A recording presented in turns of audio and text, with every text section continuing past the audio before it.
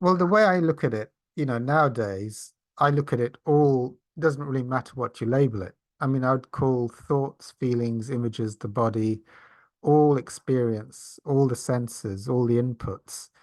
It doesn't really matter whether you want to call it thought or not thought. It's all form. And what you're doing is you're letting go of your addiction to form, to being the formless. So I think this is just an ego game. Like, is thoughts more important than feelings, or are feelings more important than images? And is there an order of things? But once you get to a certain point, you just see they're all the same. So either I'm identifying in thoughts, feelings, images, feelings, whatever you want to call it, smells, sounds, the experience of time. It's all the same. You don't have to worry about getting into a huge dialogue or reading 300 books on which comes first and which is more important to let go of first, and what does exactly thought and feeling and image and time mean.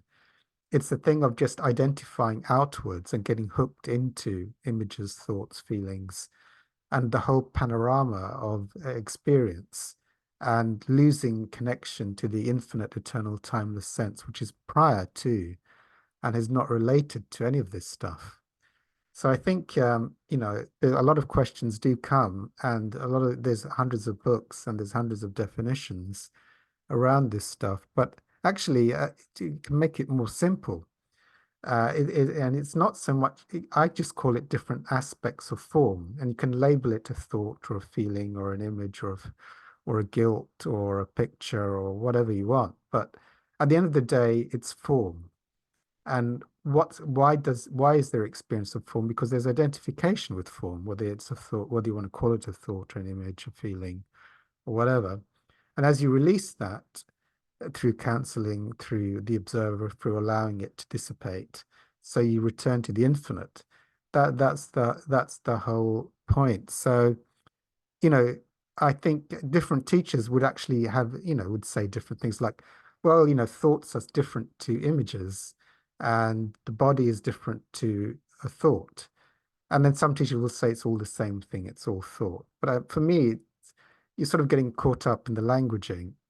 Ultimately, it's letting go of the identification with that and the hooking into that, and returning to that which is prior to experience, prior to form, prior to all of it, thoughts, images, feelings, and pictures, and the whole gamut of um, dualistic sensory experience, and to return to that which is prior, the infinite, timeless, eternal state, by not hooking into that, and eliminating the hooks or attachments or the pre-existing addictions to all of it.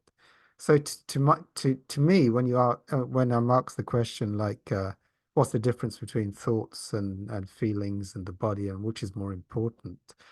It's like, well, on a certain level, they're all unimportant, and they all, you can not, because I think there can be a problem where one tries to get into too much intellectual debate and hierarchy. Like, I need to understand what's more important. Is it the thought or the feeling or the image?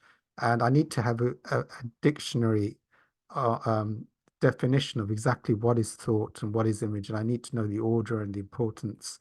And I won't, and I think to some extent that can be the ego trying to get into definitions and understanding and learning, and just not just, the whole lot's the same thing, just let it all go. So anyway, that's my 2p on that. I'll stop there. So stop.